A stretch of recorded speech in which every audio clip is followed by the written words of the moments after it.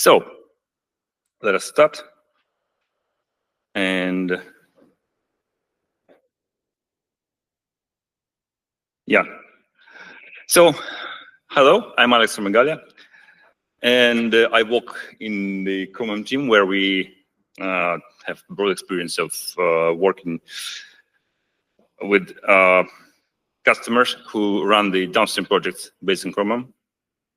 And this will be a topic of my presentation today.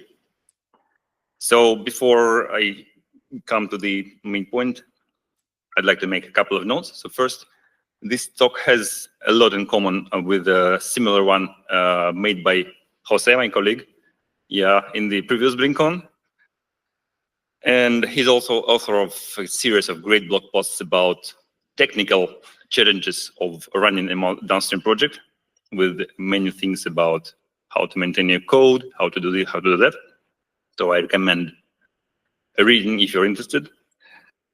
Having a similar topic, I will try to give you another perspective. So it's not the repeating of that presentation. And the other thing I wanted to share is that this is a recurrent topic, which we at Igalia feel is important to bring regularly here at this event to highlight this topic and the challenges and everything to the whole community. So I know that in this room there are many people from different companies and who are running the downstream projects. So I hope that you will have questions, and in the end we will have time for discussion. So pictures. This is, I should tell you now that it's the only slide in my presentation that has pictures. It's a spoiler. So there are many projects based on Chromium. And on this slide, I put some of them. To be honest, I cannot name them all, despite the fact that I put them, found in the internet, and so on. There are so many, and some of them I didn't know about them before I did the search. Anyway, mostly those are browsers, and you may say at the same time that not every project based on Chromium is a web browser, right? Because we have, for example, CF, which is the embedding framework, or some other things which are not here. That's absolutely true. Not every project which is based on Chromium is a web browser, but a complete web browser is the biggest possible thing which we can imagine, right? Because it has a renderer, Chrome, services, whatever. So with this complete project, we have the biggest challenge of maintaining the fork. So those complete browsers face the widest possible spectrum of challenges. So I do not question here the reasons why someone, a company or whoever would want to start downstream projects. And the reasons, again, are discussed by Jose in his presentations. But let us assume that we did the decision, so we know that we need it. And let us take a quick look at what a downstream project normally has to do.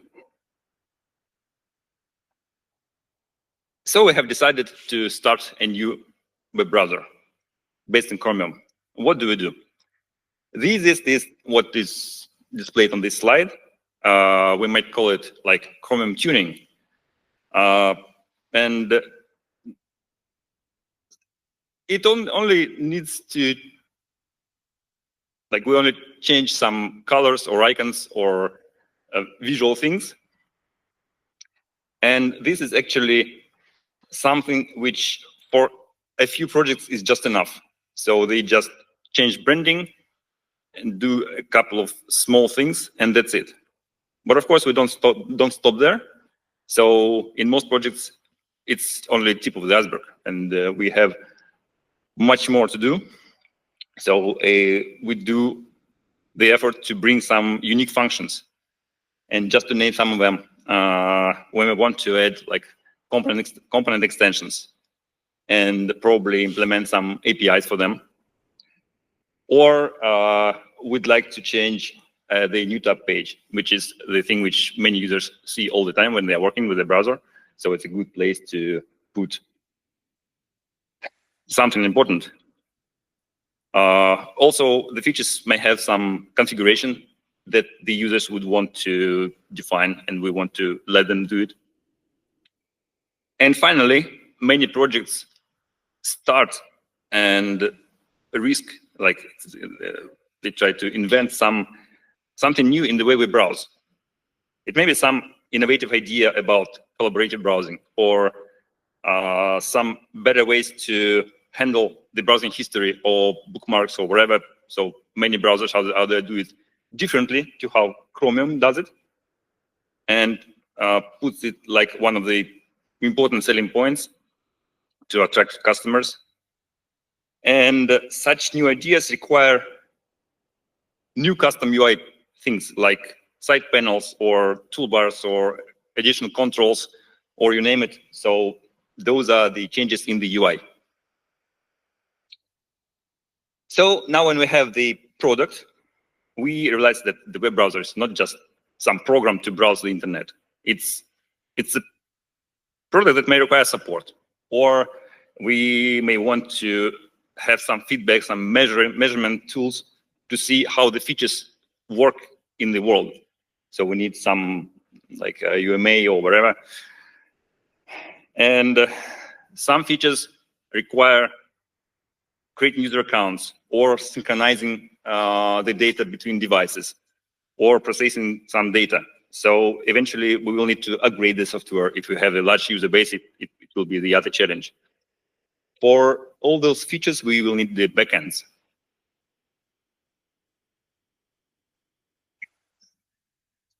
Up to this point, we discussed like standalone web browsers, but there is another direction of customizing Chromium, or doing like the downstream development on it. So many projects do not want to present another new browser to the market, and they do not plan to compete with the big brands. But they may want to bring Chromium to some environment where it didn't exist. For example, it may be some not that popular operating system, or some specific hardware platform, or I don't know. So a good example here is the embedded scenario. For example, like Jose explained yesterday, some low-end devices, like maybe a kiosk with a touch screen and some not that powerful CPU and not that much memory, and lots of examples of this everywhere. So this is where we have a bunch of topics. Most of them are low level. And this is all like optimizations and customizations of the Chromium, which is not aware of every small platform we want to use it on. And finally, this is often not discussed a lot, or omitted or forgotten, but we also have this problem of building the software, because Chromium is massive, and maintaining the infrastructure for doing continuous builds or testing, it's challenges as itself. So, of course, it's a bit borderline, because as I can imagine from the point of view of Chromium, of kind of the upstream project, this is a problem of the customer, because Chromium is big and massive, not because someone wants it to be big, right? It's because it has lots of features, and that cannot be free for the downstreams. But anyway, if we want to benefit from all the features that the upstream has, we have to invest in the infrastructure to build the build code, to test it, and so on. So after we had this overview, very brief, of what could be necessary to run the project, let us have the overview of what is easier, what is not that easy. So on this slide, I collected some typical tasks related to look and feel. And here we have good news that for styling, Chromium has good support. So the themes, changing colors, changing icons is well supported. And it doesn't require any real programming, or requires a little of it. When we come to changes like new layout of new tab page or something like that, it's a bit more difficult, but still it's mainly markup, HTML. Of course, we can, if we want to bring some data views or interactive elements into the new tab page, which are not there, it may easily bring us to the other level of difficulty, but still it's not that much. But I will mention here, but I have a dedicated slide for it, kind of closer to the end. Some projects are ambitious to reinvent the UI, so they do not use the standard one, and that's a long way. It's much harder. Extensions. So adding them is easy because they are kind of intended, dedicated, special way to extend functionality, and that's why the name. I don't know, I personally did only a few times, or I programmed the extension, but it looks like well designed, well thought through. But it's only true while the standard extension APIs are enough for us. When we want to bring a new one, it becomes maybe not difficult, but at least like not easy. So just registering a single new extension API requires changes in about, I think, 10 files, 9 or 10. And most of them are not C++. So we need to register the IDL file for the interface. Then we need to register the permissions and features in JSON maps. And they are located in different parts of the code base. And although they are documented, and there is documentation for this, it's kind of up to date and nice. It's not that easy to do it the right way from the kind of right away. So likely you will do some mistakes and you will spend some time trying to understand what was wrong. And of course, it's only defining it. So when you do the actual implementation, it will require more changes, more code, and so on. Backends. This is a very broad category. But if we are serious about creating some independent product, we'll have to implement at least some of them. And here, the main challenge is that,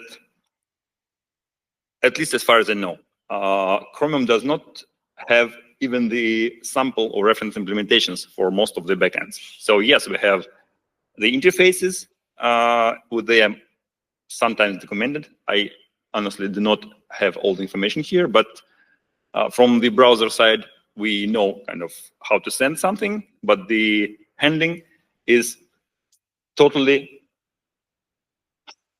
like we need to implement it fully from scratch.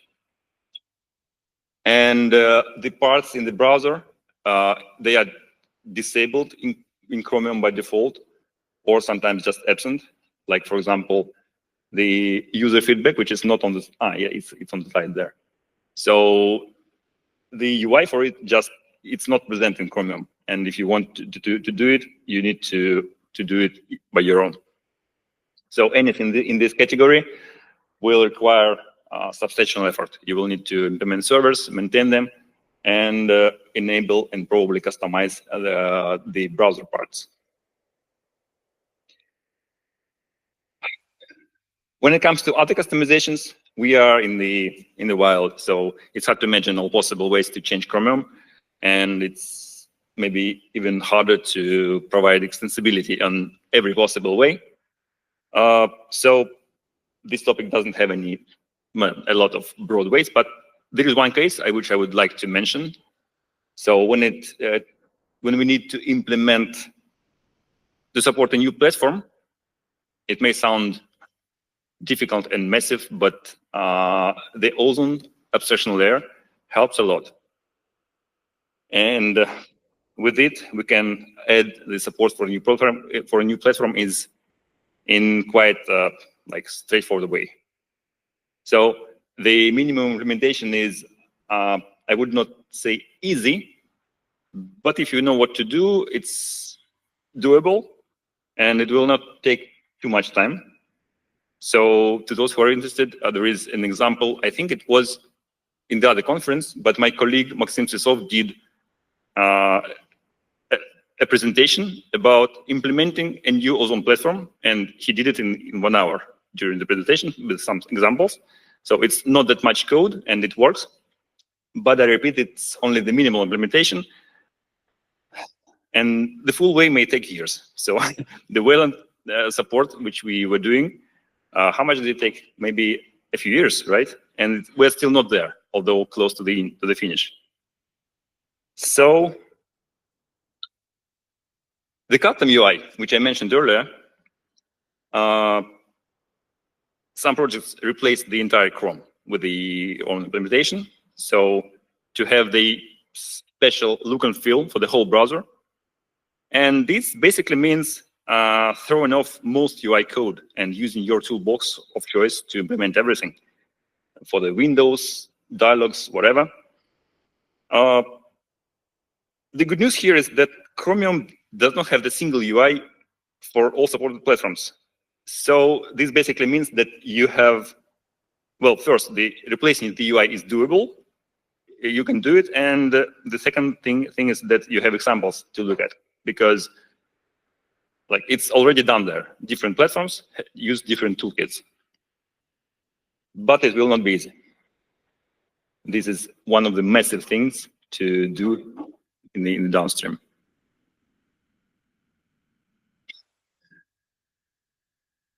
This is what is discussed often, but still I have it here to have more complete picture. So it's a typical challenge, or maybe we should say meta task. So every change which you do in the downstream, it adds to the maintenance cost. So every time the next release comes, you will need to rebase your changes. And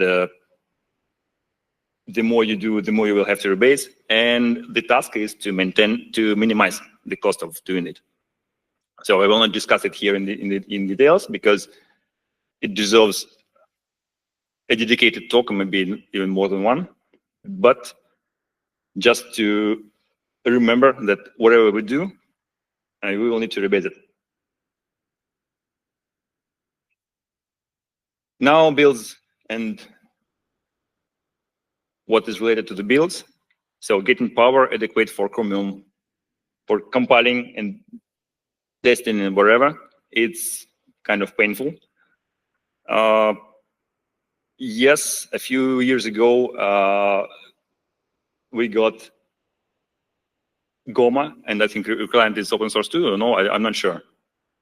But anyway, even having the protocols for the distributed compiling open doesn't mean that we get the actual power. So if you want to compile, we need to set up the farm for the builds, or we have some alternatives which are also not free and sometimes not cheap. So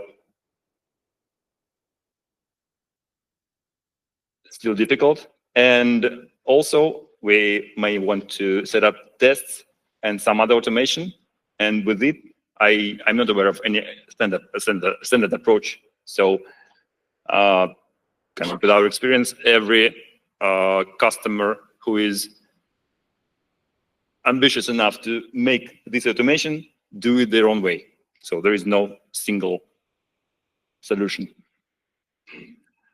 Now, finally, we're coming to discussions and questions. So after we have taken a look on what downstreams do, let us discuss how Chromium helps the downstream projects and how the upstream could help the downstreams.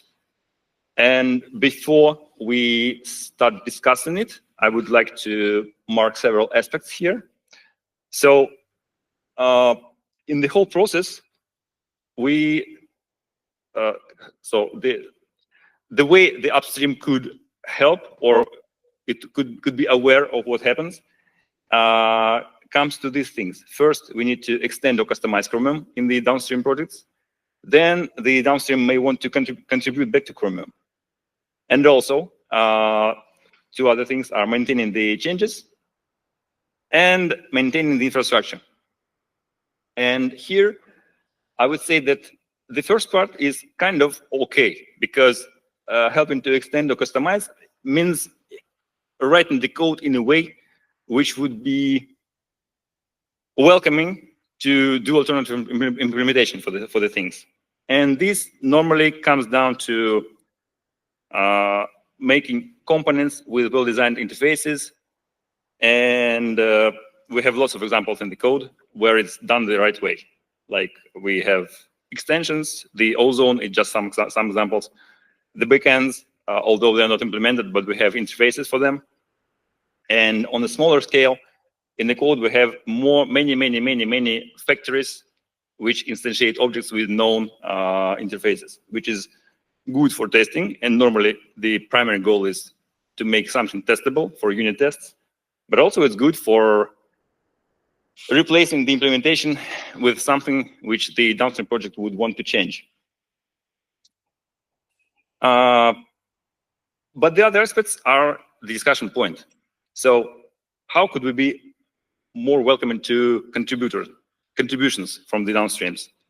Of course, it may be that the contributor and the upstream, the reviewer, do not agree about if this change has any value for the public. So it's kind of the open question, if something worth upstreaming. Keeping up with the upstream is also the major thing. So Chromium moves forward and it does lots of changes. Some of them are massive, and sometimes they are like not provoking, but people discuss a lot of things like, okay, we have changed the code style, and now we have to change like 10,000 files because we want to realign the lines, whatever. And it may be difficult for the downstreams to follow up like that. And about infrastructure, just the ideas, because I have little idea how could upstream help with this, other than providing some maybe documentation on how to set up your own bots or build farm or whatever. So let us share ideas. What do you think? Who maybe had some painful or difficult thing to do in the downstream and had some ideas how it would be easier if something would be different in the upstream?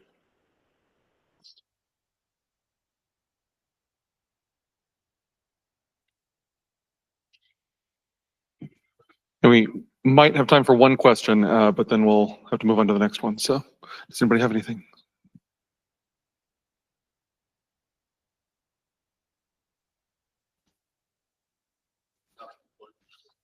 Okay, question from the audience. So I work on Cobalt, and my part of the job is keeping our infra running and the CI running.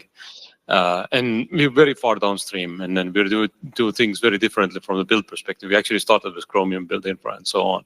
I think having a project out there that kind of builds Chromium with some known, like commonly used infra tools that isn't like Chromium bots, like whether it's GitLab or GitHub Actions or stuff like that is shared across the community, would, as a reference setup, would maybe make that side of the life a little bit easier for everybody. I'm not sure if anybody thinks that. Yeah, that's a good point, actually. So indeed, although we have many downstream projects and customers can decide what to use, in the end, we don't have that many options. So most of the customers use either GitLab or GitHub, or I don't know if it still exists, the Bitbucket, but there are not so many systems capable of handling large code bases and also providing the means to automate things. Yeah, so I agree. That would be nice. So preparing some recipes for the popular code handling things, like it would be nice. I agree. All right, I think that's all the time we have. Thank you very much, Alexander. Thank you.